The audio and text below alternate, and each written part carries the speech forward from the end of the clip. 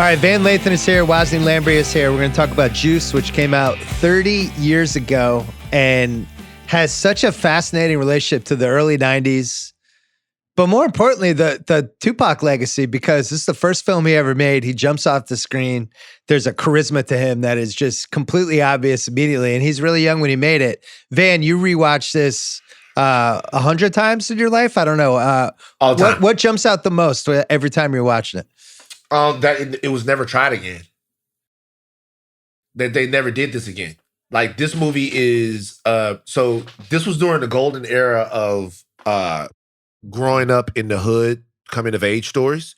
So you had, Mr. Society, you had Boys in the Hood, you had even like later on, you had New Jersey Drive, you had every different kind of, but except for maybe Fresh, which you could argue has some of the same elements in terms of it's kind of like a thriller almost as well. This was never really done again. That they took these kind of elements of growing up in the hood, the brotherhood, the crime, the being unsafe in your neighborhood, and turned it all with like, what if one of your homeboys just fucking goes crazy?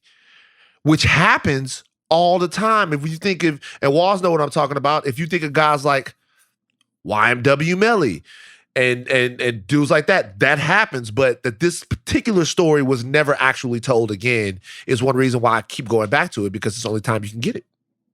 What jumped out to you, Wes?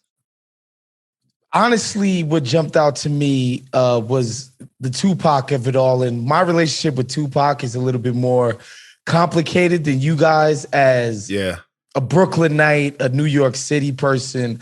It's a little different for me, right? But what jumps out is the Tupac of it all, and this being the genesis of the Tupac as character in culture. Like, this feels like his audition tape, right? Like, the character that he perfected on a song like Hit 'Em Up, you see the genesis of it in this performance, and that's what stuck out to me. It hadn't been perfected. Its edges hadn't yet been hardened in the way that they would be by the time 1996 around and he gets killed tragically in Las Vegas. But watching this movie, it's like, oh, he's trying this stuff out as far as how he would perform Tupac, the cultural character.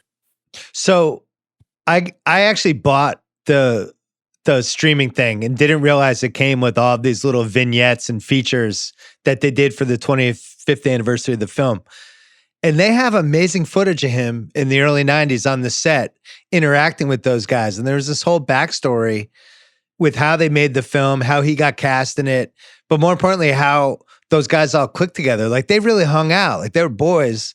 And him and Omar Epps were close. And at the same time, he's kind of working on his first album, which comes out. They're filming this in 1991, and the first album comes out near the end of 1991. And in one of the vignettes, Omar Epps is telling this story about Tupac comes to the set, and he's upset because he had read this story about this lady who threw her baby, and I think it was an incinerator. Wow. And he could tell, like, he was really bothered. He was talking about it, and he's like, I got to write something about this. And then a couple months later, played him Brenda's Got a Baby. Yeah. And he was like, holy shit, this was that day when he was all, and he talks about like the process of just what Tupac was like on the set, how he would interact with everybody, how he would pull these real life stories into a song, like he was witnessing it in real time. And, that first album, I think, is easily the weakest one of all the albums he put out. But it's also really interesting, right? He's young, he's trying to figure out, these big socially conscious songs, stuff like that. But all of this is brewing in 1991. First time actor, hasn't made an album yet. He just had the one Digital Underground song. But I think that's one of the reasons I love this film, Van, is like, it's almost like watching footage of Kevin Durant in Texas or something. We're like, oh yeah, remember this? Remember this stage of him? Right. Word. By the way, Waz, I picked up on the subtle Tupac slander. Just cool it. Cool it, Ross. I picked up on the character that he perfected and all of that. I picked up. That's a coast to coast thing. Woz, we left all of that back in 96, 97, Look, 98. Don't kick nothing back up, dog. I'm not. I realize this is not the platform. I've seen you go on Twitter as well. I've seen you do this. This is not the platform for me to unpack my complicated feelings about Tupac Shakur, his career, his legacy, etc. But yeah, we'll just leave it at that. We'll leave it at that. Well, so this is what I'll tell you about what you just said. Number one, the interesting thing about this movie is it came out, I think it was like 12 when it came out, right? When the movie came out, I didn't go see it in theaters. So by the time I saw it, it had made it to cable. So maybe it wasn't even in 92. Maybe it was a little later on. But by the time I saw the movie, I remember being surprised that Tupac was in a movie because that was still novel at that time. Rappers acting, except for like, maybe that's around the same time that the Fresh Prince of Bel-Air is coming out. Maybe it's a little bit after. It was like a year after, yeah. Yeah, so that was still, I'm like, wait, that's still like, this is Tupac in that movie. Like Tupac is in the movie, the whole movie. And he was Tupac enough at the time for us to actually be like excited that he was in the film. Like it was a thing that Tupac was in the movie because I think that no matter how you feel about Tupacalypse now, and he made such great work over time, that Brenda's Got a Baby was just a ridiculously popular, important, weighty song at the time. And it was almost like that was kind of the thing. It was a star-making turn for him. So to kind of figure out that he made it and conceptualize it while he was doing, to me, I think this is still Pac's best role. And so while he was good, it just shows you the artistry, the duality of him, that he was putting on that screen at the same time that he was making timeless and important hip-hop music as well. So I'm happy you brought up how old you were, Van, when this came out. By the time this would have came out on VHS, in like 1993, I would have been 6 years old. And why that's important is because my older brother's way older than me. He's 11 years older than me. So all of my cultural references flow downward from whatever his tastes were at the time. And so we had this movie on VHS, and I'm listening to Chris and Andy talk about how many on their show, talk about how many TV shows are currently in development between the various streamers, et cetera, et cetera.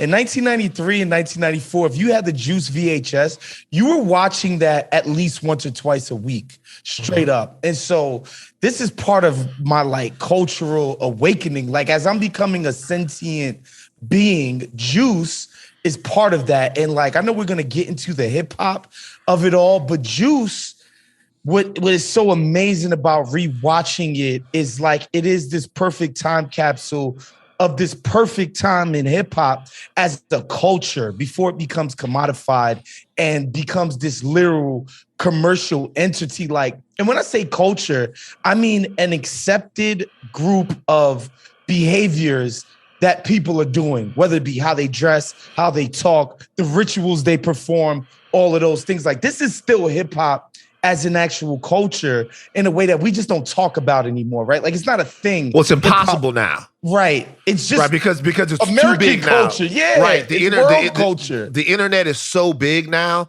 that it's 5 different ways to look, act, and dress hip hop. Even when you look at this movie, it's like an event. There's a little cameo from Queen Latifah. Oh, man. There's a little cameo from Flex. Like there's all like you can tell it was a big, huge deal that this Uptown Harlem story was being told, and all parts of the culture wanted a little bit to do with it.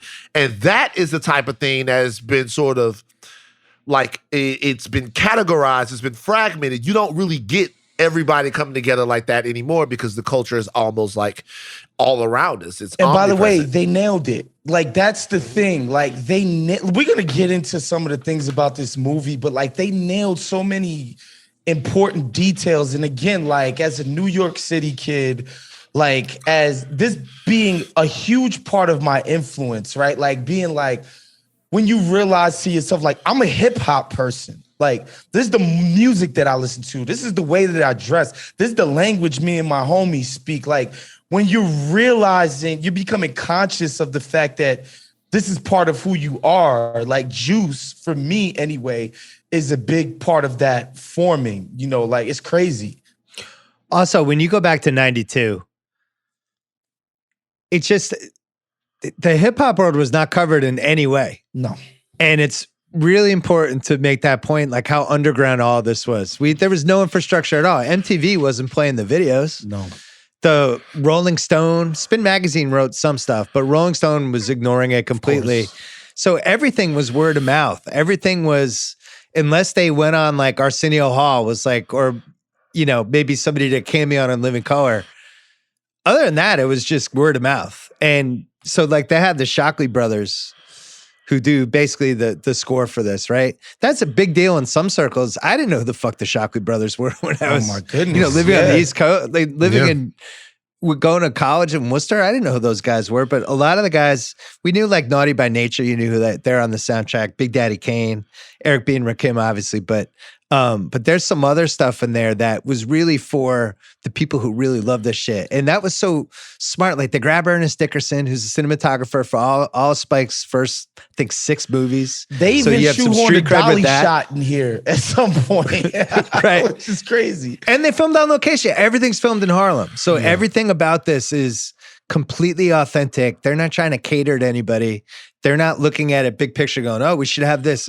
It's all organic coming out of whatever this world was. Plus, Vane, you mentioned some of the movies from this era. This is really, this movie happens because of the success of Boys in the Hood. Boys in the Hood opens up the door for Hollywood to look at this and go, wait a second. Black people are going to movies. Let's make more movies for them. We can make some money. There's no other reason. There's no altruistic thing at all. This is all economic. And they zagged. Rather than give you an East Coast Boys in the Hood, they gave you a psychological thriller about what happens when the trauma that the kids are living in actually turns one of them heel.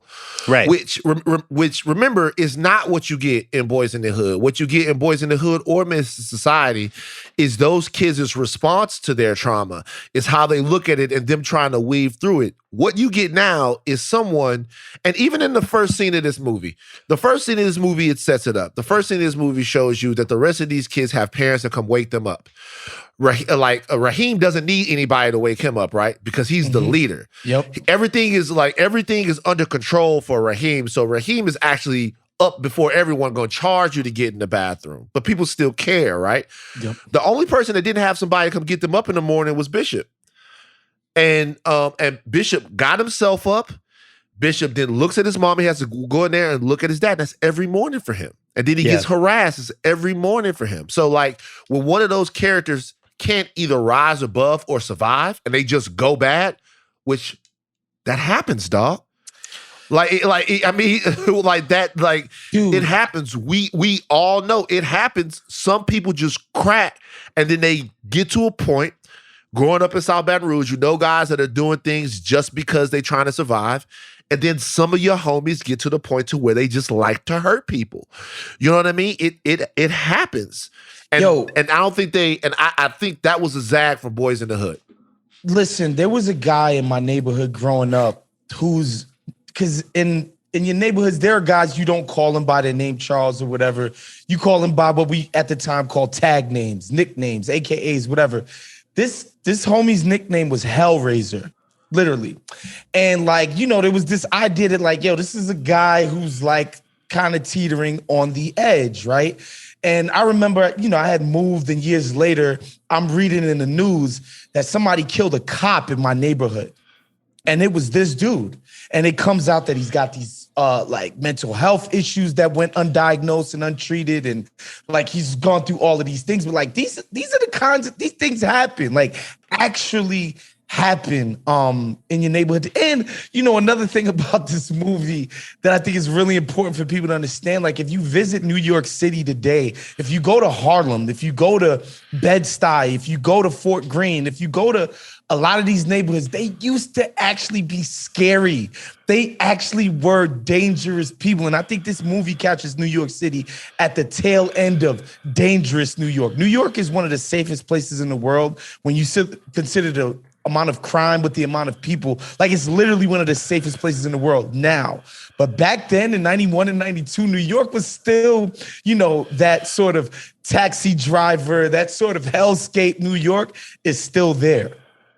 Well, they tell in one of the vignettes, they tell this story about how Tupac, who was really like this by all accounts. Like, he would just see somebody on the street, he'd see some mom pushing a stroller and go over and give her money, and so he was trying to be friendly with everybody when they're filming, and then somebody stole jewelry from his trailer, and all of a sudden he had this giant bodyguard outside, and they were trying to find out as they're filming the movie who stole the jewelry. And it's just this era of this early 90s where, as you said, like, it's the end of this New York City era before it's heading into something else. It's also the start of this hip hop culture era where so many things are happening all at the same time, 90, 91, 92, that eventually kind of form this entire generation.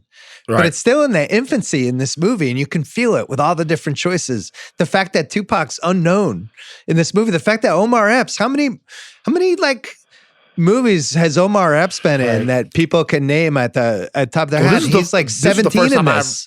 The first time I ever saw him. The first time I ever saw him. And he's special in this movie, by the way. He's amazing. By the way, there's a whole, and we have this conversation later, Hollywood's reluctance to really give Black performers what I would call prestige cinema, like kind of how it is now. Kind of, we didn't have, there was at that point, either you were to get to that next level to where everyone's going to give you the award show credit and all of that stuff, to really be propelled like that, it was either spike or bust. That was really it.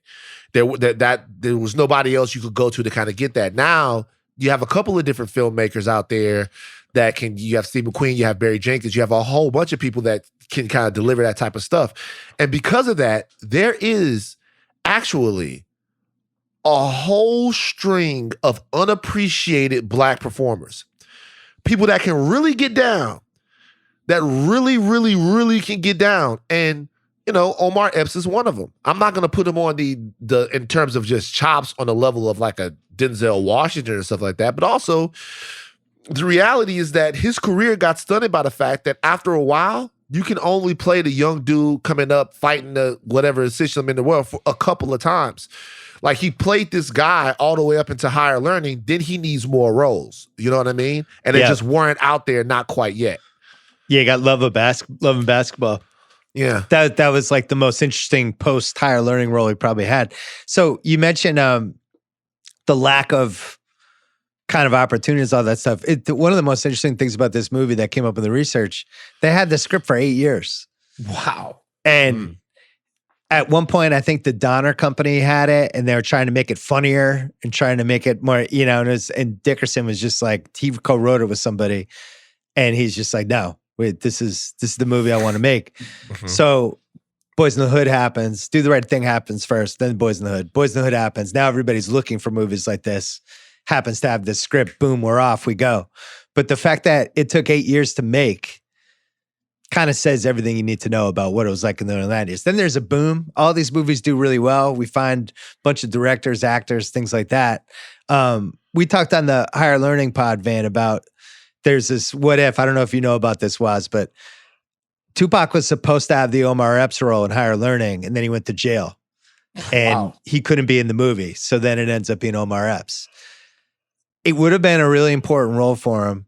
Poetic Justice was a really important role for him. Like, that was a mainstream movie, and Janet Jackson was an A+ lister at that point, and it was John Singleton, and that was kind of, I personally think that was his best performance in a movie.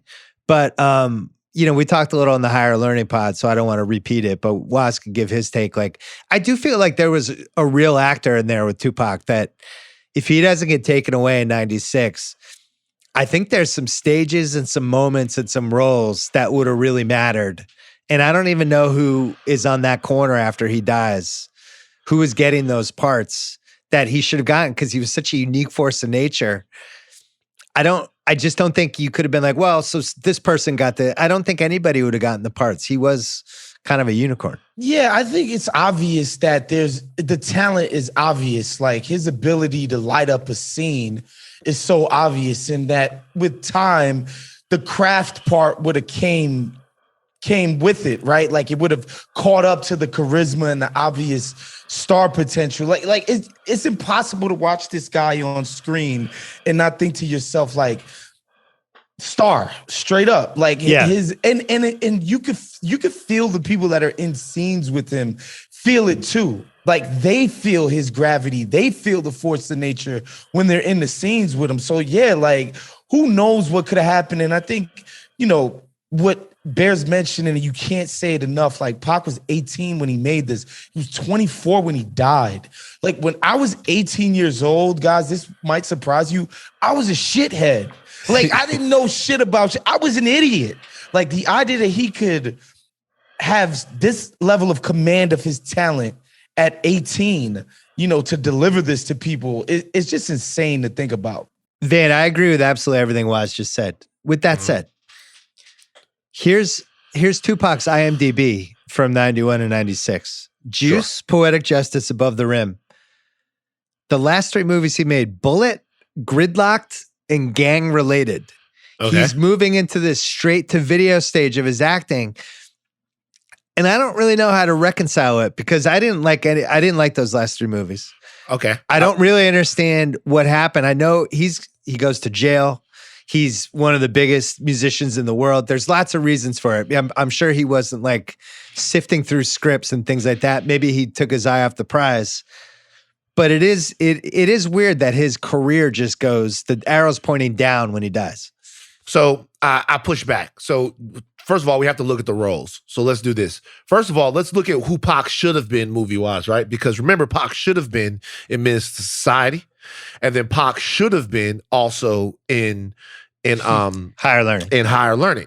So he would have been in all of those movies. Now think about who he would have been in each movie. In Menace to Society, Pac was going to play Sharif.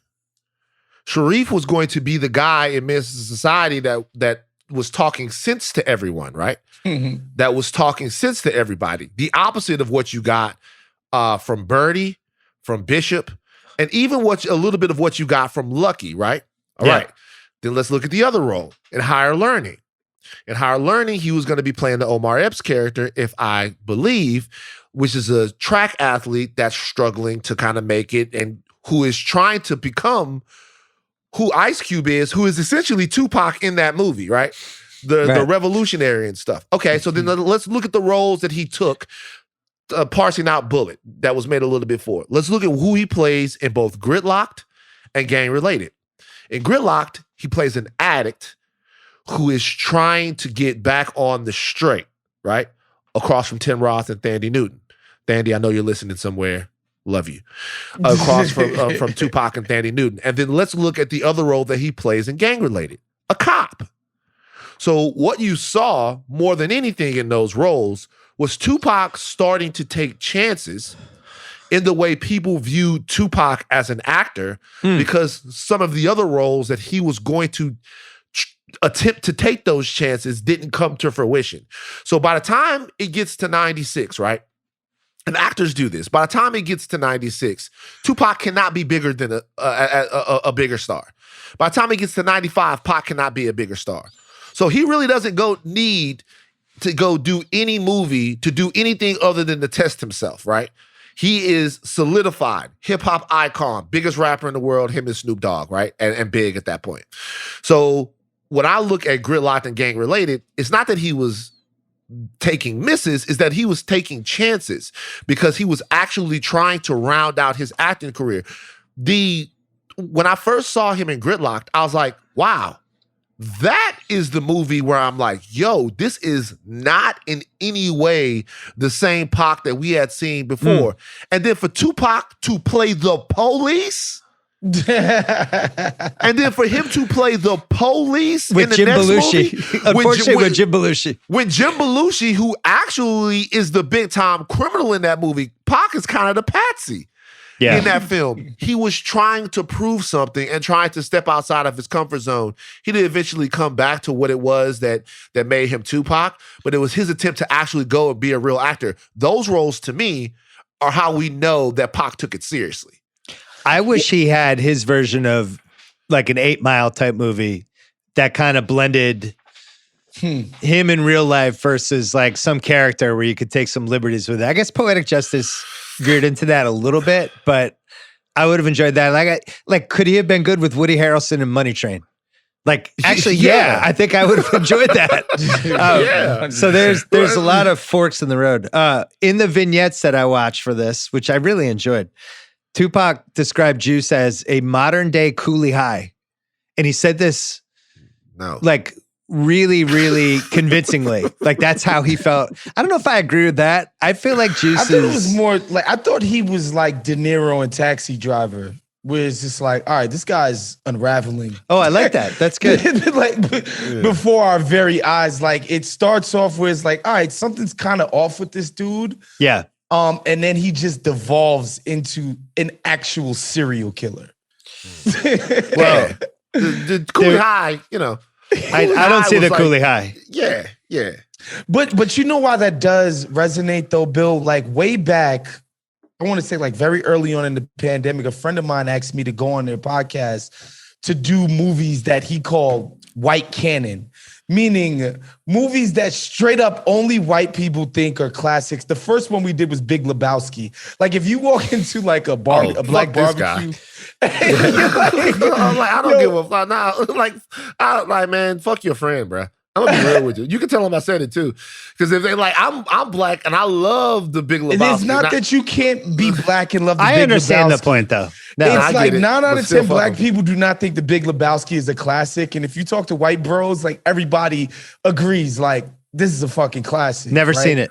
I think something like Coolie High. Yeah, right. No, I honestly have never seen it. Bill, you've never seen the Big Lebowski. I've never seen the Big Lebowski. Wait. Why?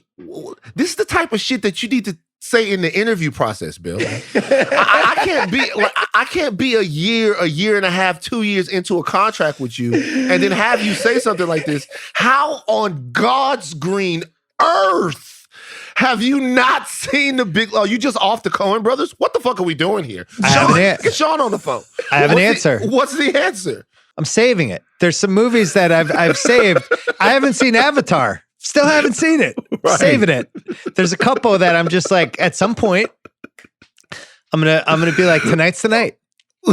And that's it. So I have the DVD. Yeah, I've still never seen Big Lebowski. I know I'm gonna like it. Big Lebowski was in my college suite with 4 of the white dudes. So like, yeah, I've seen the movie like a trillion. Like it was like, that's not even part of your choice. But what I was trying to say is that I think what Pac was trying to say, what he's making the connection is like, I think Coolie High is in the black canon. Yeah. Right. Like Juice is in the black canon. You understand what I'm saying? So like, I think that's the sort of connection that he was making when it comes to certain cinema that just holds special meaning to a community of people. Right. Like I would imagine, you know. Yeah, I think you're right. I think he's basically saying this was a movie for us. Yeah. Like the way Coolie High, when we were growing up, Coolie High was a movie for us. So there's a 1992 Entertainment Weekly piece. And it's all about Juice, and it's basically about the strategy of Juice. It's really interesting to reread. Quote, Hollywood coming off a year in which a record number of black films were released. Movie companies are looking to repeat the success of Boys in the Hood and New Jack City, which grossed 56 million, 47 million, respectively. Quote, studios finally realized the dollar potential of making black films, says Hyman, who's producing Juice with Neil Moritz. They were 2 producers. They cost so little to make, and they don't have to bring in 150 million to be considered a hit. And then it's a good thing too, says the 40-year-old Ernest Dickerson, because there's an untapped wealth of black stories, and now some of them will finally get told. And I do think that was the case for a couple years. But by the late 90s, I don't think that was the case anymore. So what happened, Van? Why was this I don't want to say a fad, but why was this like a 4 or 5 year run and not just the way it became? Because when something doesn't grow, it dies. And that's just the way the world works.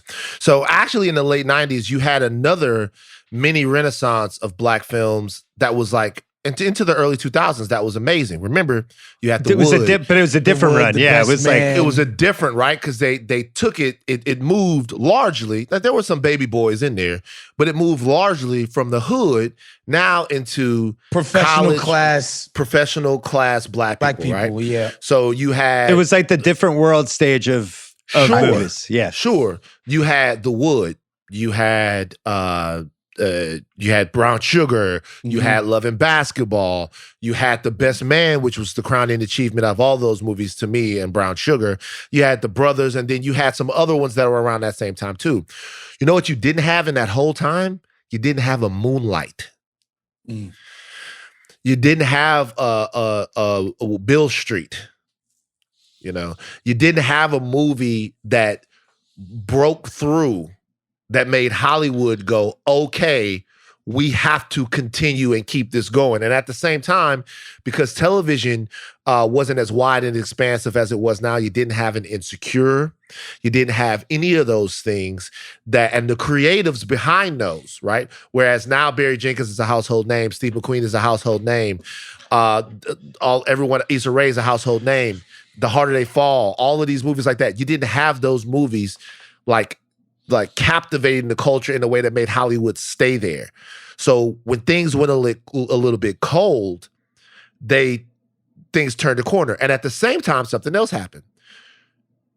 You had a brand new crop of white actors come into the game. Your Matt Damons, your Ben Afflecks, your Gwyneth Paltrow's, your Mira Sorvino's, all of those people who they got it immediately. Like right off the bat, like they burst onto the scene with that type of acclaim. And their films became sort of like the opposite of what those films were. I'm good friends with Taye Diggs, and Tay will talk about this because remember his first role is How Stella Got Her Groove Back. When he comes out, he said on my podcast back in the day, he goes, well, I looked at Matt Damon and was like, well, that's what I want to be. Like, I want to be, I want to do all the movies and I'm killing all of these roles, but I want to be Matt Damon. I want to be on the cover of Vanity Fair. I want all of that. It wasn't there for him. Yeah, and you know what, too? The problem, especially for black actors, is like, you see how you mentioned Steve McQueen and Barry Jenkins and, you know, all of these black directors and filmmakers whose projects are always considered to be prestige projects. Whether they make a shit ton of money or not, like there's a weight that people associate with the projects they made.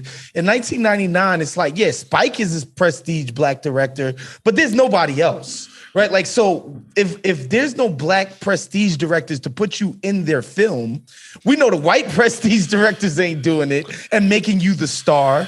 And so, you know, and on it goes. Well, and you also had a whole new generation of younger directors, all of whom happen to be white. Fincher, Paul Thomas Anderson. Yep. On and on all and of on. those guys. And by the way, all Tarantino. of those guys, like incredibly talented in their own right. Yeah. But remember, you had a couple of guys like Half Plenty comes out. Christopher Scott Scherow is a thing for a second, then he's not for a second. And when I say it didn't grow, I'm not in any way saying that was the fault of the black creatives. Those movies are fantastic. Brown Sugar to me is a fantastic, nearly perfect movie. I love that film. It just didn't get put in the same, it doesn't get put, obviously you're not going to compare Brown Sugar to Good Will Hunting in terms of what it meant to people, or even like, there's no Black the Big Chill. I keep saying that, right? And then something else happens around 2003, 2004, 2005. Tyler arrives. Oh, and when, don't do them like that, Wild. like don't do them like that. When Tyler gets there is no longer a need to really invest into some of the stories that we're talking about because black film and black filmmaking was solely defined by Tyler Perry for a 7 to 8 or 9 year period. And that's just a fact. For better or for worse. It is what it is.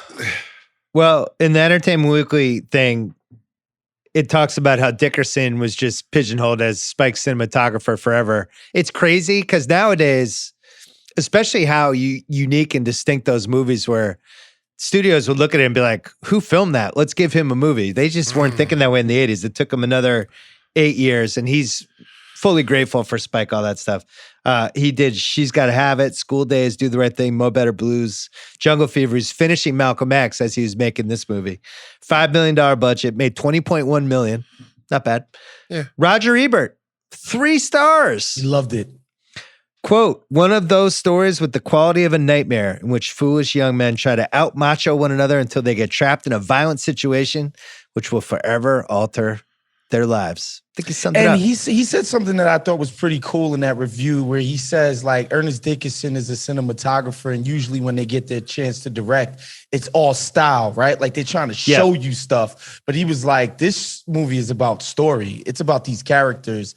It's about their circumstances, which I thought was really cool of him to say. All right, categories. Most rewatchable scene. You mentioned the opening scene earlier. I had that down. I love the kids waking up in the rooms. I think it's so smart. I think it's so hard to introduce all these different characters the way you do that, where they just immediately feel distinct. Like, even obviously watched this movie a few times over the years. Like, even I like how they decorate the different rooms. Oh my God. It's look, Bill. There's a lot of time, thought, and care put into it. It's crazy because, like, and I'm getting like sort of chill bumps even talking about it right now. Like, when I'm sitting on my couch and watching this as somebody who used to live in an apartment building in Brooklyn, New York, like, I could smell it as I'm watching it. I could see the chip paint. I could see that, like, pissy elevator.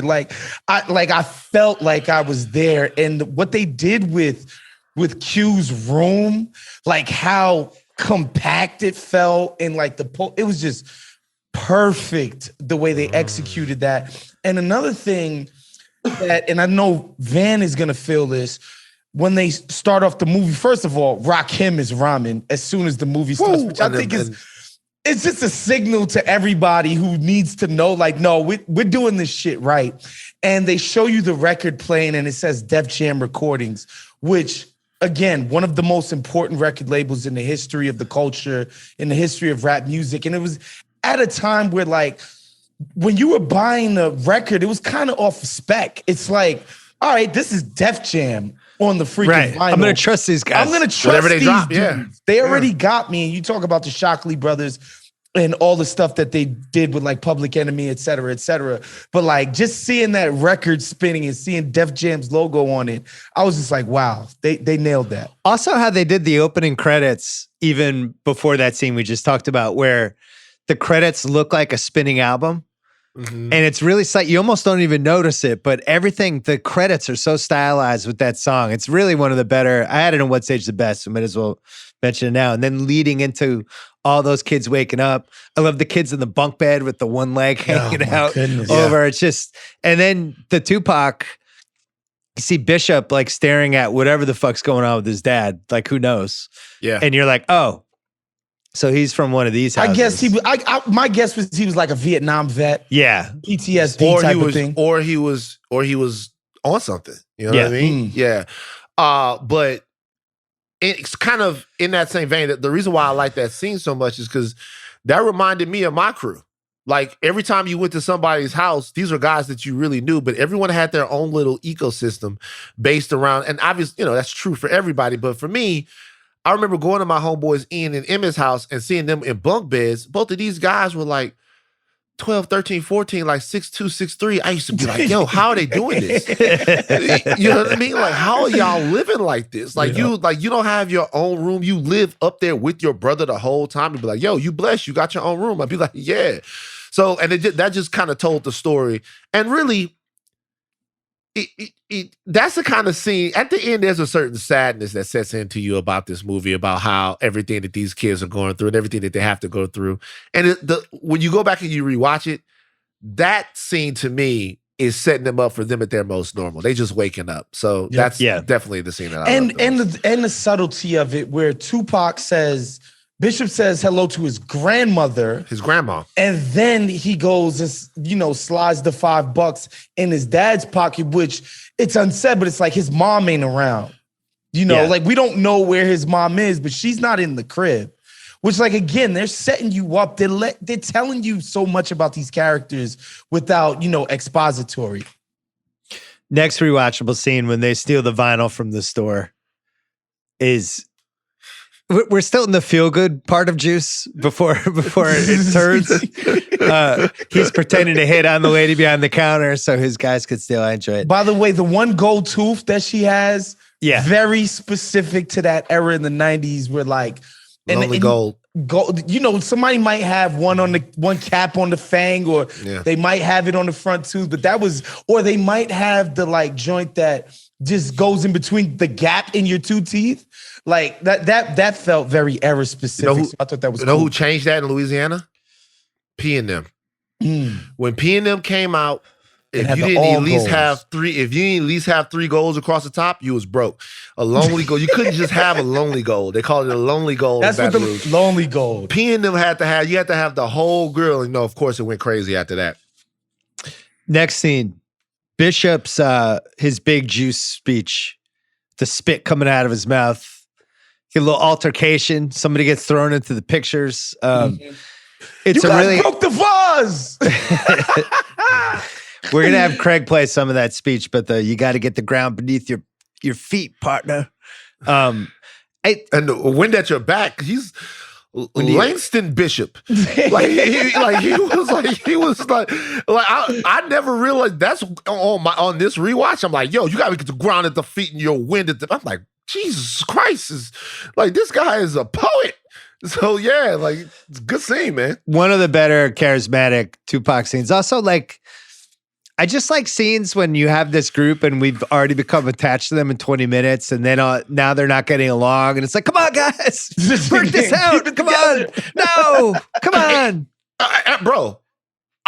I always get into stuff like that in movies. I'm such a nerd, movie nerd. Sometimes if I'm feeling bad about the fact that they're not getting along, I'll rewind it a little bit and just like relive the good days with those characters. Like, you guys were just chilling, and it's obvious that after this little fracas, after he tells Bishop, after he tells Q he's not shit, that they'll never be friends again.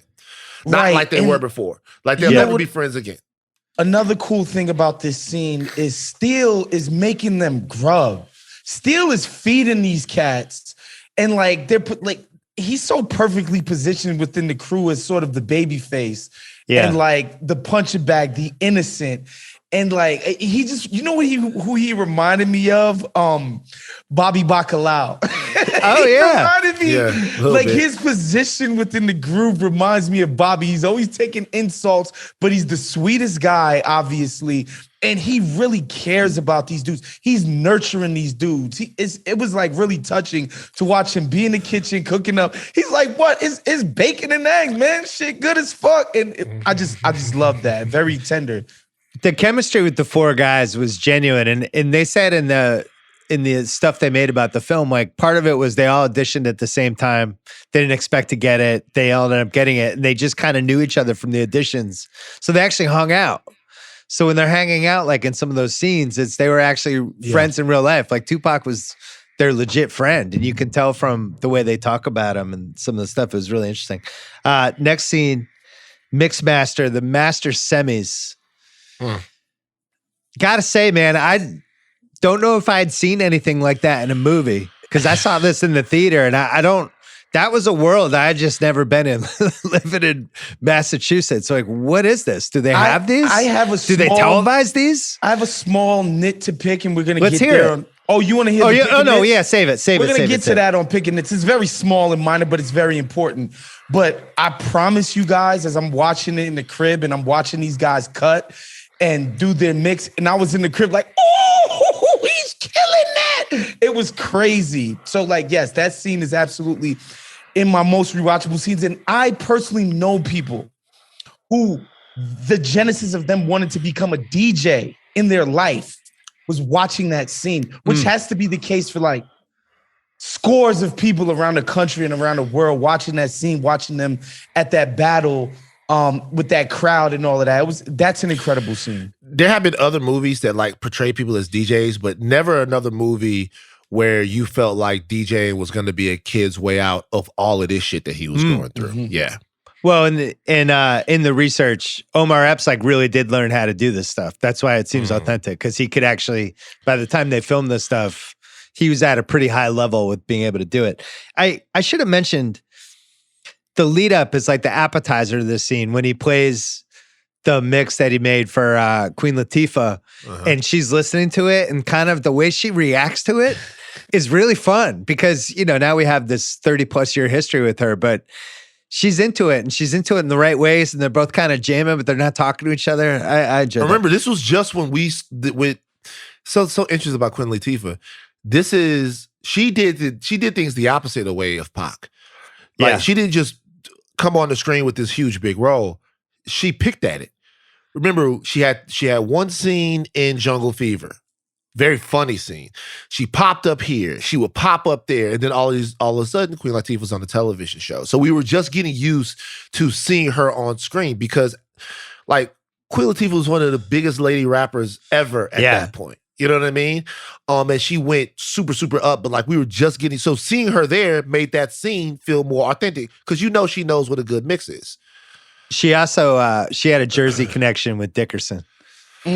You know, because she was Queen of New Jersey, basically. Yeah, and Tretch pops up in the movie. Obviously, he's a Jersey guy. I'm pretty sure that was another Jersey connection. Flavor unit as well. Mm-hmm. Next one, I got 3 more. The police interrogation. Of course. The way they cut that and Q going, if y'all want us to be guilty, we'll be guilty. Like, just there's some really good subtle stuff. What are you nervous? What you worried about? He was like, we're 3 N-words in a police station. Are you serious? The "You Right, I Am Crazy" scene, which that's when Bishop goes to a whole other level. And then the last 10 minutes, I'm just looping in just the chase and one. I think you're missing one scene. It's the scene where the gun is introduced. That shit, like, is so you can feel the weight of like. This is going to change everything. And like the way it's framed, it's at like they're all circling the gun. Yeah. Right? Almost as if it's like a newborn baby, but like the opposite. It's like they're all circling it and it's in the center of the frame. And it's like, this is going to change everything that happens in these guys' lives going forward. And like that scene, because basically that's when everything flips. The moment that gun is introduced, everything flips. So that scene, watching it on the couch and like already knowing where everything is going and like to watch it in the moment where they're like, damn, let me hold it. Like, oh, this is nice. Like, oh, the wonder and amazement when that gun is introduced. That scene is everything for me. And then Bishop ends up taking it. Yep. He saw his opportunity at power and he literally took the power from him, took the juice. One other scene I have is the Blizzard robbery scene, and I'll tell you why. Number one, I lived through that. Like, I actually lived through when I was 13, seeing one of my homies walking up the block and like saying, yo, I'm leaving. He's like, I'm on my way to the Circle K. I was like, I just left the Circle K, bro. Whatever. He goes up there, he robs the Circle K. I'm like, I lived through that. And number 2, that scene is very important because. Are you talking about the bar robbery? The Blizzard robbery. I should have had that in there. I thought I had that. Like that scene is very important because it's great. Number 1, there's a turn there.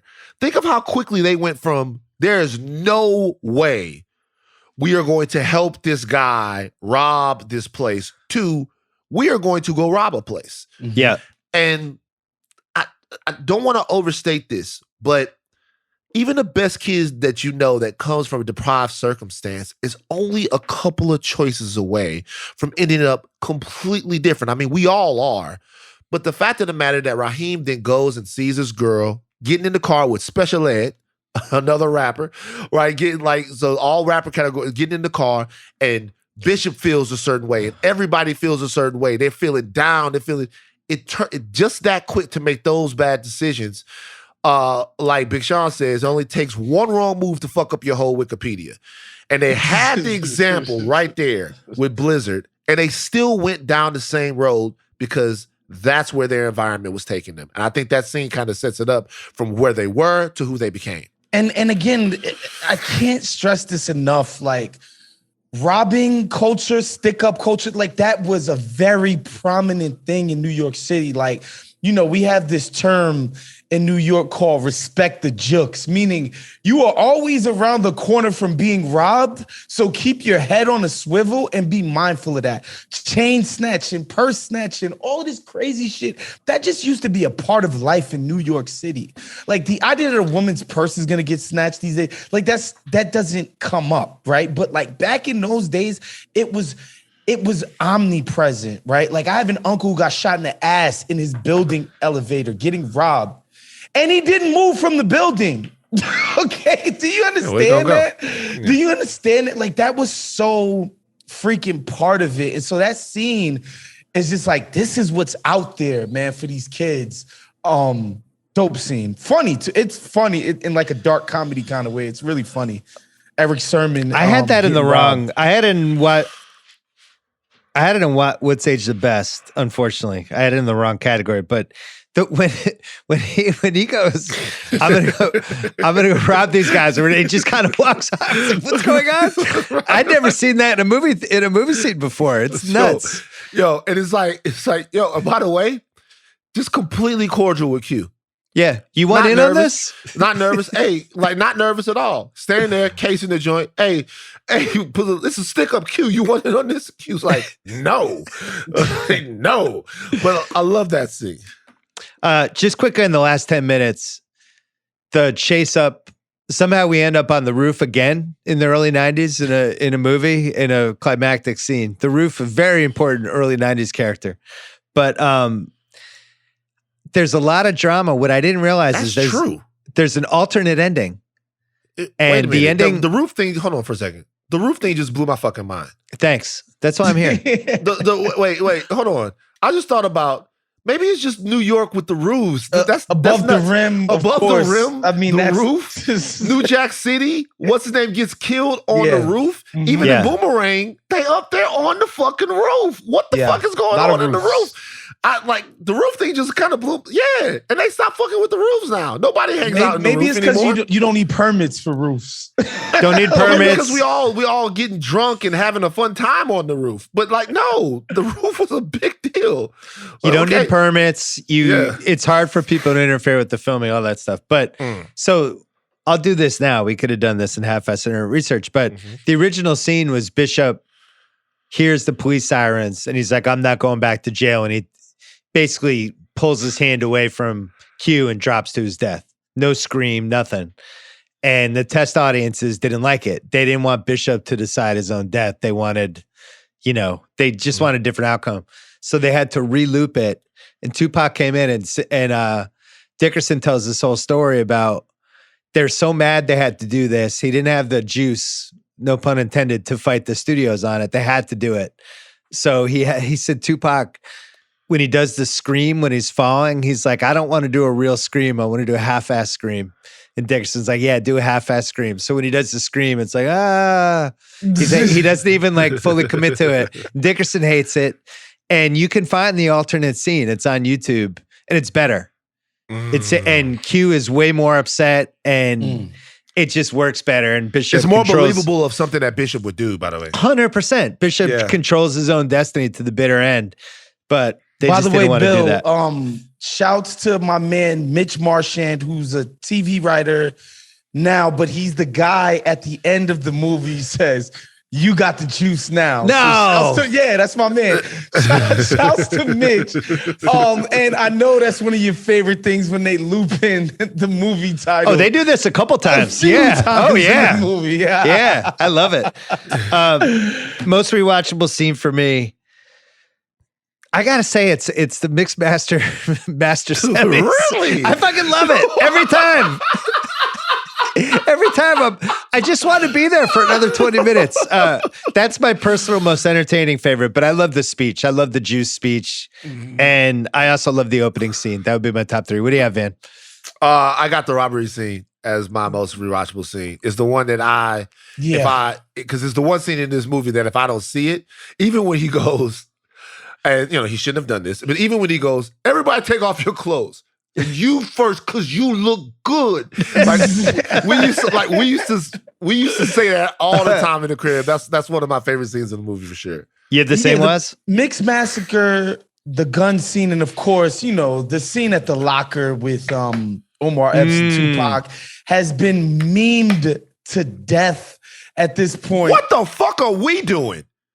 How on earth did we? Woz, thank you for being a friend. I thought that's what Bill was talking about with the juice, whatever. Because I get that soliloquy confused with the soliloquy in the crib, but the scene at the locker where, you know, he shuts the locker, Tupac just standing there, like that has been memed to death. And you know, the part where he says, "Partner." Yeah, yeah. And by the way, perfect. And by the way, there was something going on the internet a couple of weeks ago. There was like, take one actor from one movie, keep that actor, make the rest of the cast Muppets. And my choice was keep Tupac in Juice and then make the rest of the cast Muppets. And it's just because of that scene. Think about like Kermit shutting his locker and then Tupac is right there to kill him. That's the scene where he's just crazy. That, to be honest with you, that scene might be the one scene of Tupac's single greatest acting of his entire career. I had that in What's Age the Best. Oh, okay, cool. No, it's just I can't believe I didn't think of that. Just the locker shutting and his face there and how menacing he seems for that split second is like, I think, one of the most iconic images from the movie. What's Age the Best? We mentioned the Juice theme song. Opening credits by Eric B. and Rakim.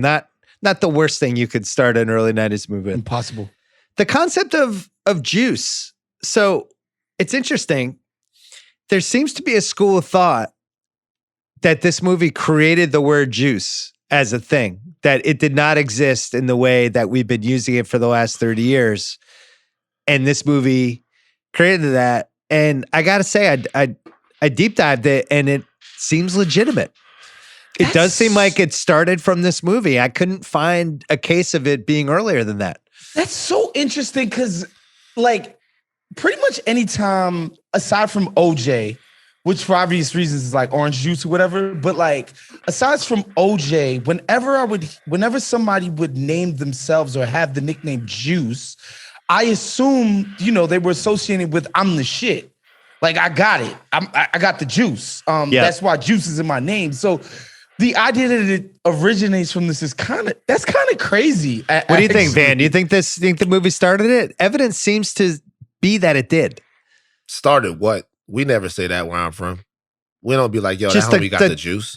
The term juice being used that way. I haven't really heard it that But much. here's the thing, though. Like, I'll be honest with you. Like, it started. I don't know. I get what it means. But look. But I haven't really. That could be a New York thing, but it is a New York thing because of the Juice Crew, which was I'm aware of the Juice Crew, a rap collective. But again, it's like we got the juice. like we're the dopest crew. We're the Juice Crew. Like, you know, of course, Big Daddy Kane, MC Shan, Marley, all of these cats.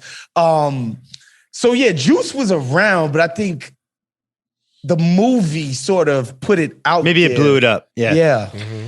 Another would say the best. Juice WRLD, very near and dear to my heart. Mm-hmm. He named himself Juice WRLD because of this movie. This was his favorite movie. He watched it over and over again, which I had no idea. Rest in peace. Yeah. Quincy's Room. We talked about earlier but I kind of redo it for What's Age the Best. Giant Malcolm X poster. Mm-hmm. 2 turntables strategically placed perfectly. The stop sign that he drew the Q in there, so it says stop with a Q. Perfect. Thought that was great. Mm-hmm. A couple other posters in there was great. How low to the ground his bed is. Yep. Like as if he's like basically sleeping on the floor. Like this room is so perfect, bro. Like that's award deserving shit, the way they constructed that room. Like it felt so lived in. It really did. What's Age the Best? It's the concept of scratching. Like I feel like that's gone out the window, and every time it's brought back in a movie, it's like a movie TV. Oh, as a movie premise. TV thing, yeah. But no, as a movie TV thing, yeah. But it's got to be coming back now with the vinyl resurgence, well, no, right? it's not. Like I was just on the thread a couple of days ago with my homies, with 2 of my homies. One's a rapper and one's a DJ. It's like, yo, I need you to come up to the the studio and do some scratches for me. So it's still mixed into the music. Obviously, b-boying and all of that stuff is not as top of mind as it was then, but as long as there is hip hop, scratching will always be a part of it. It's just now it's more underground. It's more underground now. The DJs, and that's something else that happened. When we were when I thought of the word DJ in 1991, I was thinking, are we going there, Van? I'm gonna be real with you. When the word DJ popped in my head in 91, I was thinking Red Alert, Kid Capri, all of these guys, right? But now when you think DJ, it's changed, right? Paris Hilton's a DJ. Paris Hilton, literally. Calvin Harris, Steve Steve, what's his name? Pauly D. Pauly D, like all of those. So it's like that has changed as EDM has sort of taken over that title a little bit. And by the way, there are some guys within that structure who are insane at scratching, right? Like somebody like DJ A-Track, who's like a world famous DJ, but he's literally won DJ battles. Calvin Harris is a great musician. Mark Ronson's a great musician. But scratching is just, it used to be, DJing used to be defined by how good you cut and scratched records. Now, obviously, it's evolved into something different, but this movie made me nostalgic for that time for sure.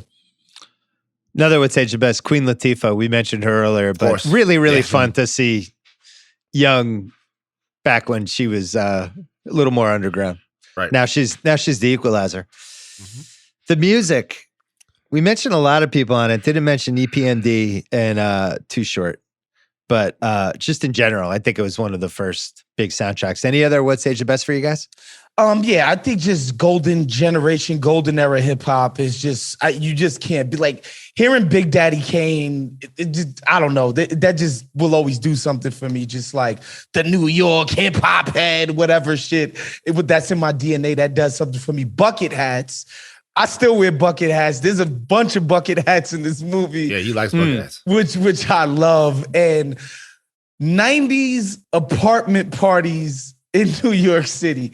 This was a thing. Like a lot of people couldn't scratch together the money to get a hall for a Sweet 16 party or, a birthday party. You would just have the party in your crib. You would move all your furniture into one bedroom, right? And you would just have it open. And that last scene where they crashed that apartment party, like that was so true to form. That was stuff that happened all the time in New York when you lived in an apartment building. For me, it's an era of something. The 16 Sam era. I call this this is from maybe 88 to maybe Pulp Fiction. When Samuel L. Jackson was 16 Sam. He would pop up for really no more than 6 scenes in a bunch of these movies. He's in 4 or 5 scenes in Jungle Fever. He's in 4 or 5 scenes in this movie. He's in a scene in Coming to America. Goodfellas. He pops up. Goodfellas. He pops up a couple of times there, to the point to where you just start to know who he is because he's in all of your favorite movies. And then he was still kind of in this era and even post Pulp Fiction, because then in Fresh, I think come out the same. He's only in a couple of scenes of that one, but Pulp Fiction has already come out. So you're like, God damn, they got Samuel L. Jackson. So that is a distinct period in movies that ages the best every time I think about it. Before he was Samuel L. Jackson and he was just that guy. He went from that. No one ever goes from that guy to being that. And I hadn't watched a movie with 16 Sam in a while. So that's aged the best to me. Yeah, I'm with you. It's funny, the Sam Jackson era is basically these 3 distinct eras that are just completely different from one another, where it's like Vance, that you would see him in these movies, like, hey, I love that guy, but you never thought he was going to lead a movie. Right. And Pulp Fiction completely changes it. And then he goes on that run from that, and then kind of moves into wherever he's been the last 15 years, where he's just kind of like America's house guest in a good way, right? He's just absolutely he can move into anything. It's totally realistic. He's in commercials with Charles Barkley and shit like that. It's totally realistic when he's in comic book movies. There's no unrealistic. Else could be Nick Fury? Yeah. What's weird is Nick Fury? Snoop Dogg is kind of moving into this territory too, where it's like what is an unrealistic place to see Snoop Dogg at this point? Culturally, he already is that. Yeah. Samuel L. Jackson is that in movies. There's not a place where Snoop don't fit. Yeah, I guess Like- the last piece would be like, could he be like a real actor in a movie? Probably not, but he Probably could be not, a cameo in a real movie. What's age the worst? I gotta say, I don't have a lot for this. Hard. It's hard, bro. It's tough. I had the fact that they kept the original ending, and I have the story for this. Tupac was saying it was BS. Dickerson says, yeah, it is. It's BS. Tupac turned to Dickerson. He said, well, I got to scream. And Dickerson said, yeah. And Tupac said, can it be a half-ass scream? And Dickerson said, yeah, give me a half-ass scream. Maybe one day I'll be able to put it back the way it was. And that's how they did it. And that was it. But I think that's the biggest. Other than that, I think this movie is a perfect snapshot of what a movie like this would be like in 1992. I wouldn't change anything. I mean, if you wanted to go through with the fine tooth comb and comb out all the stuff, Yeah, no, but that's now, part of the charm, though. Yeah, but I don't. There's just nothing that's just nothing makes completely out of pocket in this movie. Oh, I got one. I got something that's aged the worst, and I have to talk about this because we never talk about this. So there's another person that's in this movie who was very famous for being in the music industry during that time. Your homegirl from In Vogue. I'm struggling to find her name. Is that Terry from In Vogue? Or no, that's not Terry. That's Cindy Herron. Cindy Herron from In Vogue. I had some stuff on her later. Okay, Cindy Herron from In Vogue. She's in this. She's a divorcee who Perfect woman. Yeah. Rocking the cradle. So Cindy Herron from In Vogue. Q's in high school. I had that. So I had this in Picking Nits. This is just glossed over. Yeah, She's a working adult nurse. Yeah, what is happening? She's a working nurse. And by the way, her ex-husband comes into the situation and makes fun of her about it because it's inappropriate. A lot of licorice pizza vibes going on. Yeah. Here, right. I had that in Nitpicks. I had no idea why she's with Q. Yep. It's like, well, this guy has no money and he's in high school. Sounds like my next boyfriend. Well, I'll be honest with you. Q's handsome guy. I get it. Maybe she's getting it, Bill. Sometimes people get it. Yeah, she's transition. Casting what ifs. They went for unknowns only. We did have the following people audition for Bishop and did not get it. Daryl Mitchell, Tretch, Money B, Donald Faison. Wow. A couple of them who were in the movie. Donald Faison, quick cameo. He said something slick, which was unnecessary.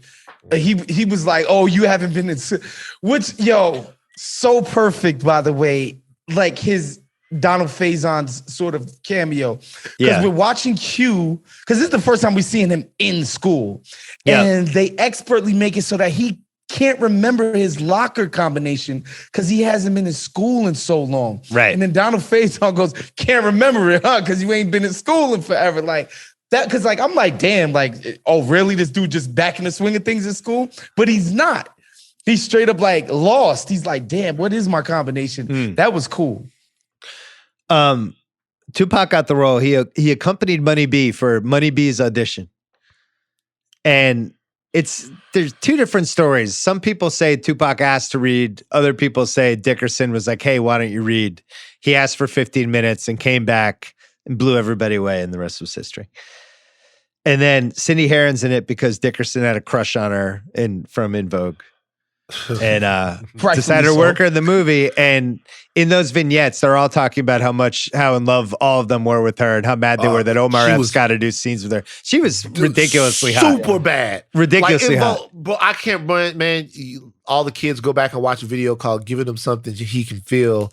It's a remake from the Sparkle movie by In Vogue. Oh, yeah. They were top tier. Movie, by the way, that music they had big songs. They had like 5 or 6 like huge, legitimate songs. Yeah, I forgot. I went back. Remember, In Vogue was huge. Remember they were on What a Man with Them, but In Vogue they were a huge girl group. Never gonna get it. Never gonna get it. Yeah.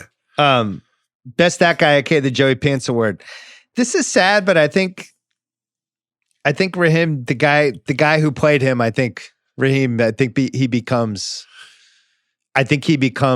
that anytime I saw him in anything else, I was like, hey, way. Raheem from Juice. He did Raheem. become Raheem from Juice, but the reason why he's not a that guy to me, Bill, is he would be. He would. Yeah. Culturally, like I didn't know a woman growing up who wasn't obsessed with the guy in that movie. But did they know his name, or did they know him as that guy who was Raheem and Juice? Yeah, but he was a cultural. I'm sure in the streets of New York, I can't even imagine the type of tail this guy got after this movie came out, because every woman in my life was in love with this dude in that movie. So I think here's the thing, because he comes up, he shows up in Renaissance Man, and then he comes back on Girlfriends. In the grand scheme of things, he probably would be that guy, but to me, he is definitely not that guy. Because like, do you know his name? Khalil Khan. Okay. Do you think most people would know it? Not most people. Not at all. No, it's like one of those things to where it's like one of those things to where would you know Bianca Lawson's name? Only in a certain. I think also that guys can kind of be. There can be cultural things to that guy. I think he's probably more well known. Blizzard might be that guy too. Blizzard might be that guy, but no, I'm not saying that Khalil is not that guy. I'm just saying that.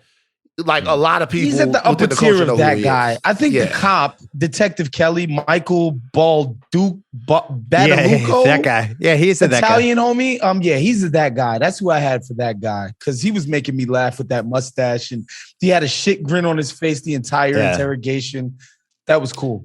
The Vincent Hanna "Give Me All You Got" award for either bad overacting or we know this is the leader of the Puerto Rican gang. Yeah, you can't do worse than this guy. I don't know what he's going for. Like, is he brain damaged? What is happening? I wanted to stir the pot last night while I was watching and be like, Pac could kind of qualify for this award. Oh, he dials it up. Yeah, he dials it up a couple times. He's going 110.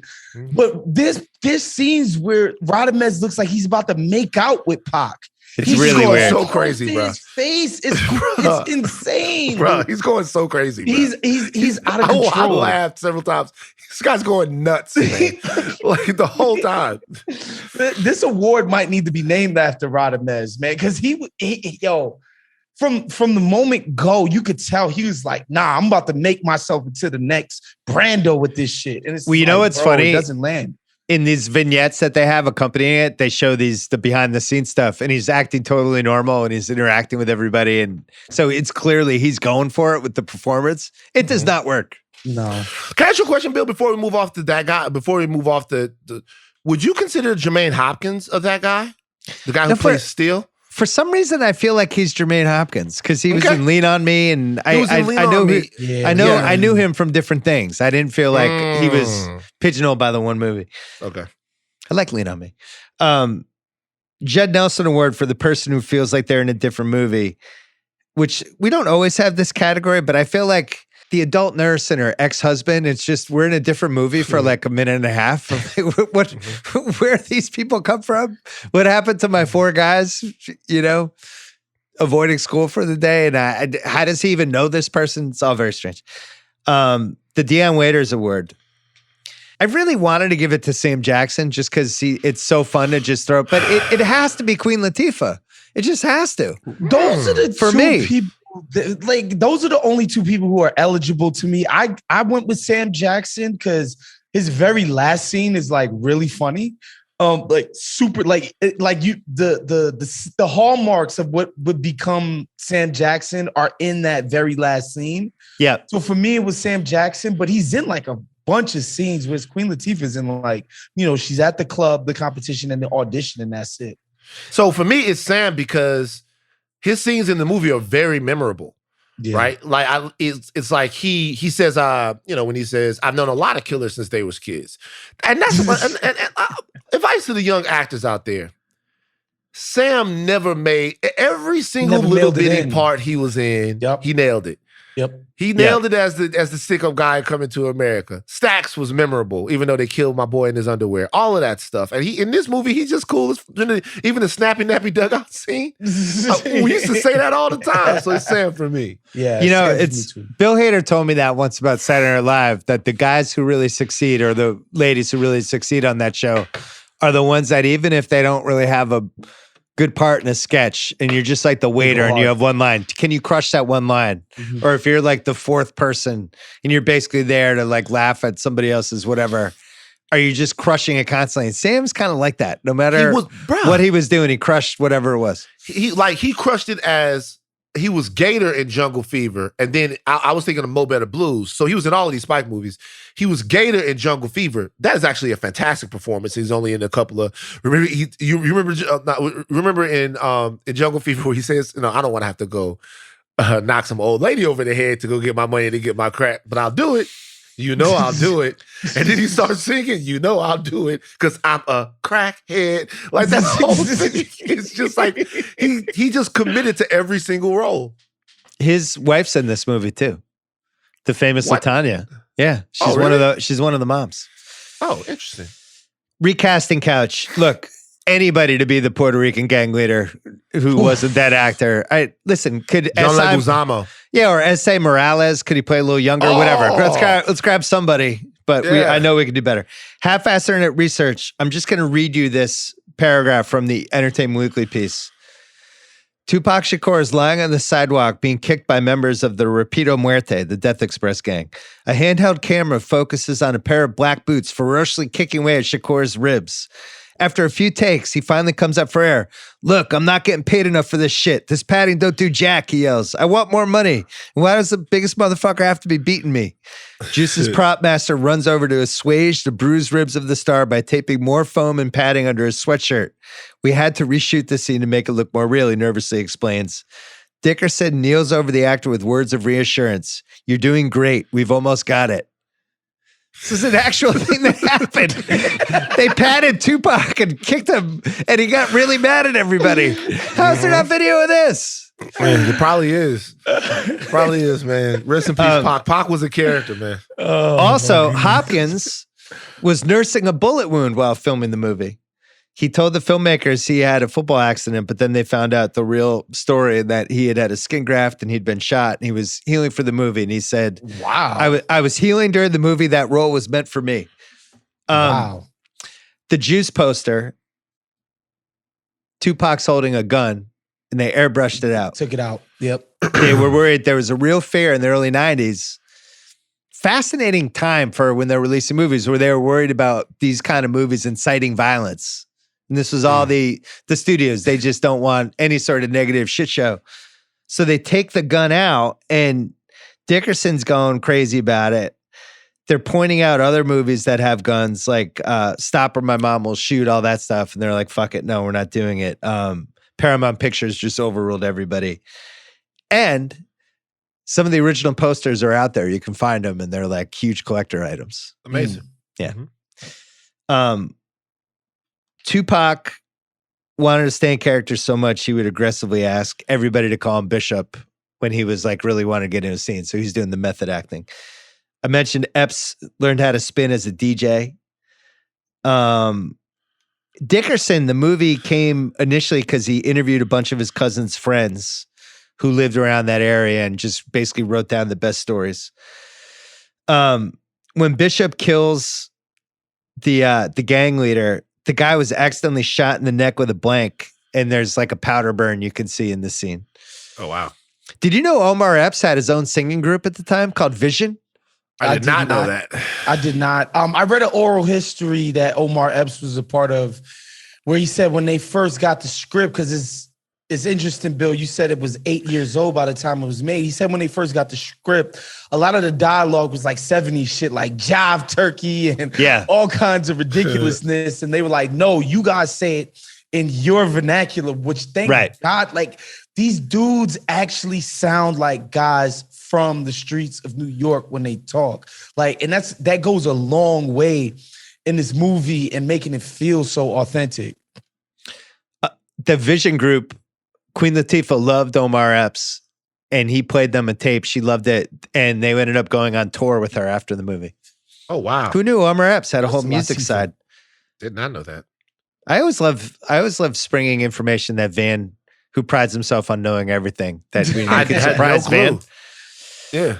The dedication at the end of the film for Janet and Temu is a personal dedication by Dickerson. Two people were killed. Janet was Dickerson's fiance, And Tamu was a production assistant involved with the production. He was murdered in Brooklyn after the film was in post-production. So that's what that meant. Wow. And then the DJ announcement at the end of the movie during the end credits came about during the test screenings because the audience want to know what happened in Q. And basically they make it seem like Q's has his mixtape played and he's on his way to becoming a professional DJ. So there you go. Apex Mountain, Tupac, no. Ernest Dickerson.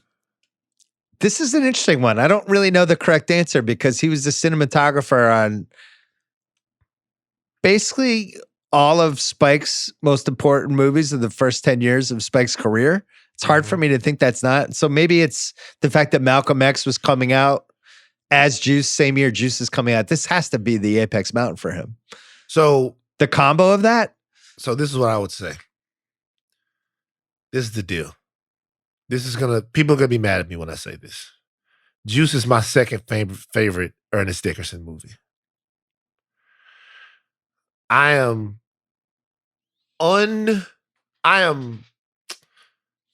attached at the hip to one of the worst movies ever made. And the movie is called Tales from the Crypt, Demon Night. Oh my God. I'll be honest with you guys. I love literally one of my top 10 favorite movies of all time. The best Billy Zane performance. I've tried to make Kalika watch this movie so many times. She hates it. She doesn't understand why I love it so much. Tales from the Crypt, Demon Night. I know that's not his Apex Mountain. This would have to be his Apex Mountain. But also remember that he was very, very instrumental as part of the creative team of The Wire as well. Yep. So I don't know how you would do it. It's tough if you ask people what Ernest Dickerson was known for, or the biggest thing that he did would probably be Juice. But then if you brought up The Wire, they would probably say that The Wire, I mean, he can't take credit for that, but he's had a long career. So it's probably Juice, but he's got some. I think it's a combo of yeah. Juice with Malcolm X, same year, I think has to be it. We put out an excerpt from that Tupac book on The Ringer back in June, and I was reading it, and it functions as a bit of an oral history. And the casting director was talking about the two producers on the film, like those cats would go on to produce shit like the Fast and the Furious franchise and other crazy blockbusters. And that type of thing didn't happen coming out of this for Ernest Dickerson. And I think the point that she was trying to make, like, this might have been his career peak. Like, you know what I'm saying? Like the critical acclaim that this got, it was a modest commercial success for sure. So that might have been his career peak.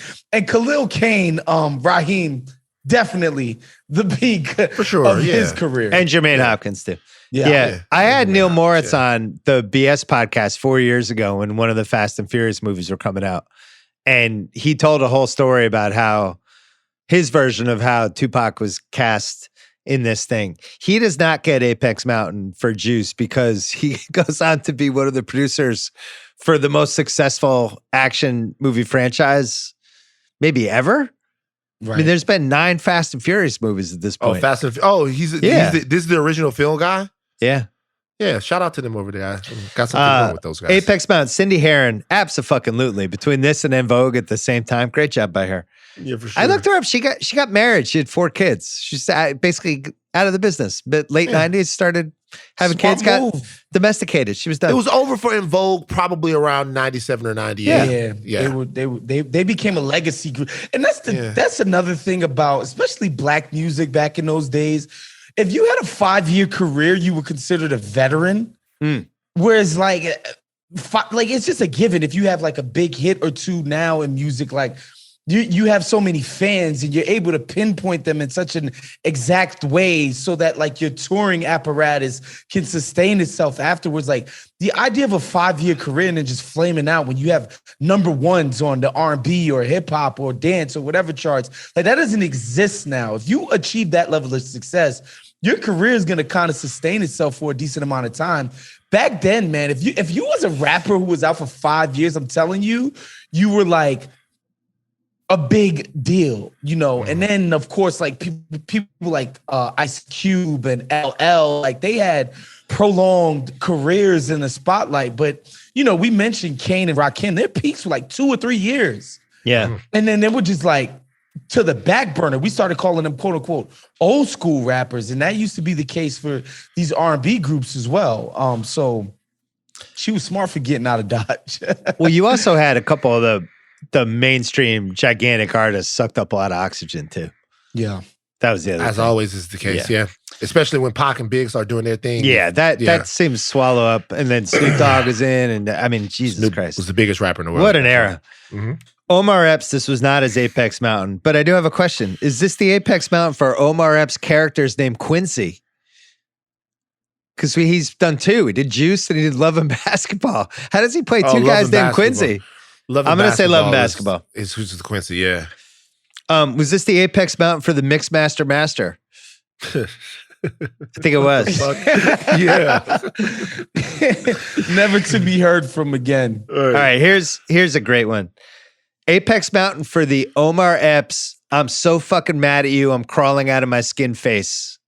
That he's made in a bunch of movies, right? Oh, I gotta go with Higher Learning. I think Higher Learning's the answer, right? Because Remy, man, when he's looking at Remy, I gotta go with Higher Learning. He did that weird thing. He bulged his eyes, and he's like his face would kind of shake. In Higher Learning, he just couldn't be. Yeah, he does that a lot in movies. It's like his move. It's like his. He does that a lot in movies. But signature move. Yeah, but it's got to be Higher Learning for that one though.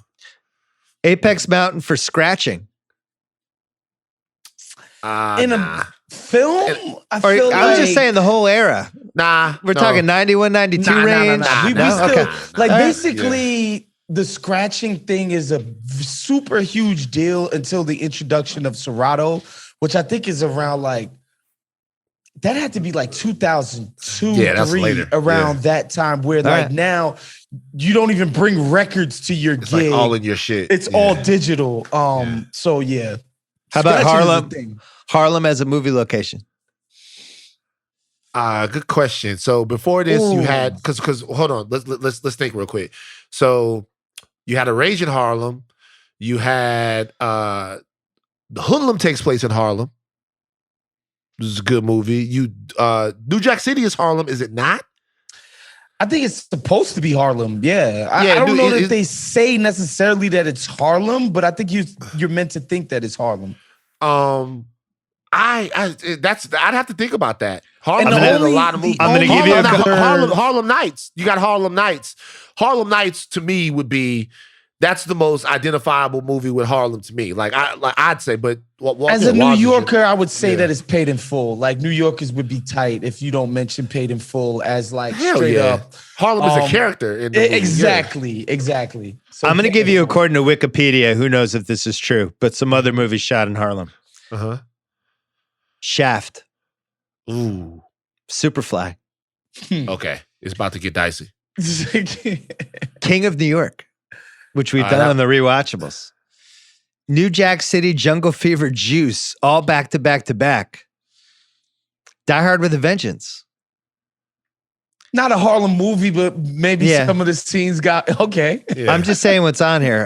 Royal Tenenbaums is on here for some reason. Paid in Full, you mentioned. There's some 25th Hour, and then American Gangster, which I don't consider necessarily. It would have to be because that's where I get it, but that's where it's about Frank Lucas. But we're going backwards in it. So to me, it would. It's probably Shaft. It would be. I mean, Harlem got a lot. Harlem Nights, Shaft. This is a good question. If Harlem Nights, Shaft, or Paid in Full, because it's generational. Yeah, it was really going to be generational in that case. Yeah. Shaft is probably the most famous of all of these movies. But damn, that's a tough one. Picking nits. We mentioned Quincy dating an adult nurse with an ex-husband for some reason. So this is my biggest picking nit. And look, criminal. I understand why they did it this way. Couldn't we have had the finals before GQ gets arrested? just from an entertainment standpoint. Why are you obsessed? From an entertainment standpoint, couldn't we have the showdown and he wins and then the cops show up? No. We get one more fun scene and then the whole purpose of that scene is the fact get it. that the I know. shit that he's I understand. into has cost him a It's chance to get colliding. out of His worlds are colliding. I get it. Bill, you know what we need for you? Could we have got the scene? You know what we need for you? This is what we need for Bill. We need a whole mixed master movie. Basically, like it's like Whiplash. Like Whiplash. Going backwards. Right. With like Make Whiplash. it. Call Trayvon. Just go make it. Just go make it. Or my other thing is maybe this is 3 rounds. I wanted 2 rounds of him playing in front of the crowd and the cuts to Queen Latifah. Just come back to it. Give me more. Not at all mad at this. Any other pick and nits? I have a few here. Yeah, let's go. Pac just straight up snitching on himself at the locker room in the school. Just like in the middle of the day, you're just yelling at this dude, just admitting to a fucking crime. Like, why are you snitching on yourself? I thought that was a bit much. Where he hides the gat at the end, where he just puts it between the puts the rocks on it? Puts the bricks rock over it. Like, bro, what the fuck? Terrible hiding spot. Why are you robbing your local bodega? These people, you're in there every day. They know your profile. They know your voice. They know who you Unfortunately, are. that's how it goes. Though, You know, some people would say you should probably go at least 3 blocks up, but whatever. That was a pick nit. And my most important nit to pick, and my New Yorkers in the sort of underground, whatever scene are gonna feel me on this. Way too many women at that DJ battle. I promise you, there are no women at DJ battles, beat battles, these underground sort of things that you might watch J. Rue the Damager perform at, or Buckshot or whatever. Like, it's straight up a bunch of dudes. Hated on J. Rue for no reason. Catch it straight. It's literally a bunch of dudes with Fidel Castro hats and army fatigue pants and no girls inside. That's my number one nit to pick. In the whole movie, there was a bunch of beautiful women at that DJ battle, completely not true to life. So my number one nit to pick about this movie, my only nit to pick about this movie is actually me stealing a nit that my mother picked way long ago. The scene where he goes to buy the gun. He buys the gun from Sweets. Sweets sells him the gun, then says, "Aren't you Lorraine Powell's boy? Tell your mother Jackie said hi." I remember we were watching a movie and my mama said, "Don't tell me hi if you just sold my son a gun." Yeah. Don't send you anybody where I'm from, anybody that knows my mama is not going to sell me a gun. Facts. I'm not going to buy a gun from and there were gun runners and number runners and all of that stuff. Like, if anything, hey, when she said, "Are you Jackie Powell's son?" or whatever, should have been, "Does your mama know what you out here doing? That you buying an illegal? Does your mama know what kind of trouble you're in?" Yeah. That was the nit that my mother picked. This must have been like 95 or whatever we were watching this movie. And she was like, that don't make no sense. Ain't nobody I know gonna sell you a gun. So that's a nit. That's a really good nitpick. Nice job. Could this be remade as a 10-episode Netflix show is our next category? Please no. No, thank you. It could be made. I know, but it probably shouldn't. It gets to the point too quickly. Like, it's like 43 minutes until things go bad. Then it goes bad so fast. And again, the fact that this movie is 1 hour and 30 minutes runtime. Perfect. It's fine. Even my son kept his attention the whole time. Probably unanswerable questions. All right, so I became briefly obsessed with Cindy Herron, why she wasn't a bigger star. So I deep dived it, found out some info. I was trying to think, like, she was too early. Toni Braxton, there's pre-Toni Braxton and then there's post-Toni Braxton with celebrities mixing with sports worlds for high-profile relationships. So I was trying to think, like, all right, let's redo Cindy Herron's career over again. She's in this band. She's in a hit movie. Everybody loves her. Everybody's in love with her. Are we like matchmaking her with like Jamal Mashburn or something? Like, no, because we're going into late 91, early 92 range. What celebrity boyfriend are we giving her who is a professional athlete? Good question. And so Penny Hardaway, it's too early. He's not in the league yet. Emmitt Smith? Nah, too big. I don't think it's Emmitt Smith. Also, Emmitt Smith's kind of weird. It's got to be somebody who. I was thinking, what about Larry Johnson in Charlotte at that point, coming out of UNLV? He's like a baby though. She's a little older than she's him, a little right? seasoned. Yeah, he's like at that point. LJ was just coming into the league. Maybe, but look, I think when I think of a woman like Cindy Herron, right? Because Dawn Robinson's the lead singer of En Vogue, by the way, just to let you know. Yeah. Dawn Robinson was the thing of En Vogue. Right. I think known player that's not quite a superstar. So what I think like Brian Jordan is what I think like Brian Jordan. I think it's Cindy Herron and Brian Jordan, because think about it. Tony Braxton was going for stars, like So not Randall Cunningham. Or even put it like this. Oh, Randall Cunningham's a good one. That was like the peak Randall Cunningham. Very Christian. So she might have to change her ways. But that's not fun. Randall Cunningham. But like think about at the point that Halle Berry was in her career at that point. David Justice. David Justice. That's what I'm talking about. That really helped her. Yeah, David, smart career move. Turned out not to be that smart. The relationship didn't go great. They broke up because he was having sex with hookers for the people. Yeah, there was some bad, a lot of bad shit. A lot of bad stuff with that relationship. You see David Justice now; he's a very nice guy, and sometimes you want to be like, "All right, fam, I know you had some dark times." Yeah, but yeah. So yeah, I think that's what I would think. Or am I missing someone in the NBA? What about David Justice is a good.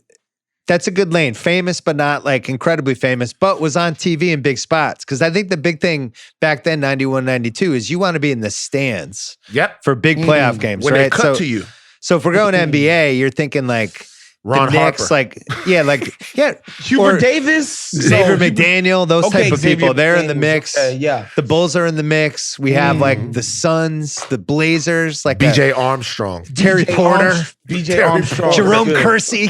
What was the big guy from? Hold on. What was the big guy from Seattle that used to shoot the threes? Sean Kemp. Oh no, not Ricky Sean Pierce. Kemp. Talking about Detlef Schrempf. No, Sam not Perkins. those guys. Sam Perkins. Sleepy Sam. Yeah, Sleepy Sam. That's it. That's the answer. Detlef, all of those Sam Perkins guys. Yeah. Cindy Herron's dating Sam Perkins. I like it. That's it. We did it. What piece of memorabilia would you want from this movie, Wes? Well, probably the Malcolm X poster for sure. The Malcolm X poster in the room, like, because it's so prominent.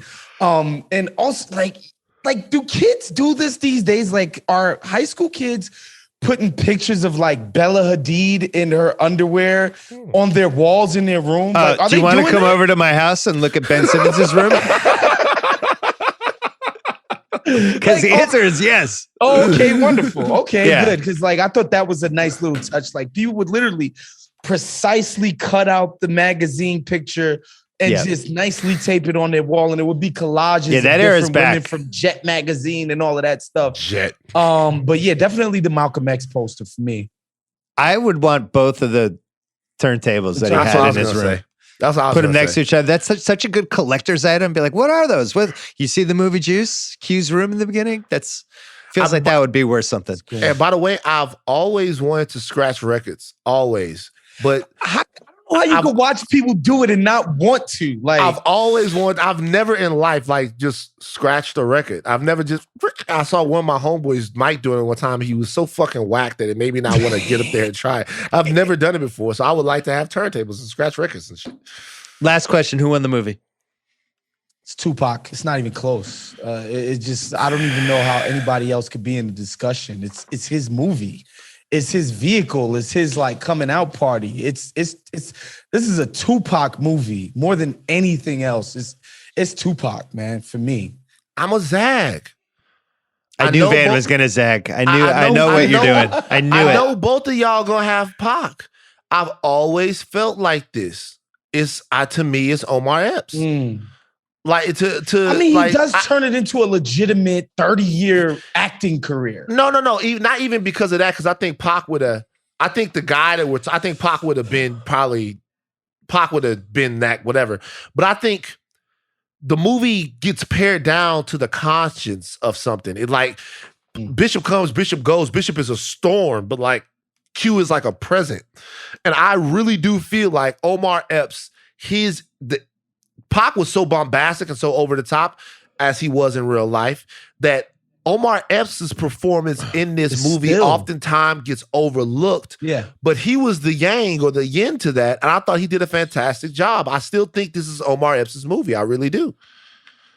It's not, but I understand the case. Yeah. I think Tupac wins the movie itself. I think Omar Epps wins what comes out of the movie because this lays the framework for 30 years. Before we move on, I do want to mention one thing. Ralph McDaniels is a producer on this movie, and he's a legend in New York City, in hip hop in general. Nas and his production company are about to put out a documentary about Ralph McDaniels and Video Music Box. But that's out. That already came out. So this guy basically had a public access show in New York City called Video Music Box, where, again, you mentioned it, Bill, MTV was not playing your video if you were, some of these underground sort of New York hip hop. It wasn't until The Chronic. That was the first time MTV even sniffed it. And even if you weren't big enough to get on Yo MTV Raps, like Ralph McDaniels and Video Music Box is how people watched your videos Saturday night, Friday night in New York City. And like, it meant everything to be on that show. And the fact that he was a producer on this movie is a big deal. He got to get his flowers.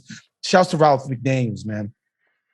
Well, I want to let people know that while you might excoriate me over my Demon Knight take, Demon Knight has Billy Zane, William Sadler, Jada Pinkett, CCH Pounder, and Thomas Hayden Church in the movie. And it is a hidden underground classic. Watch it this weekend. You'll have a lot of fun. Tales from the Crypt, Demon Knight. Hopefully we do it one day on the Rewatchables, but I know we will. William Sadler Boggs from Shawshank? Yes, dog. William Sadler is the guy in the movie who is protecting the blood of Jesus. Oh my God, Boggs. The blood of Jesus that they keep in the key. And they gotta keep the demons from getting it so that the demons can't unlock Demon Knight. You know what? This is a job for me and Shay. I know that Shay loves this. This is a job for me and Shay. You reach out. I'll let you guys handle that. Right. Woz, Van, fantastic to see you as always. This podcast was produced by Craig Horlbeck, and we'll see you next week on The Rewatchables.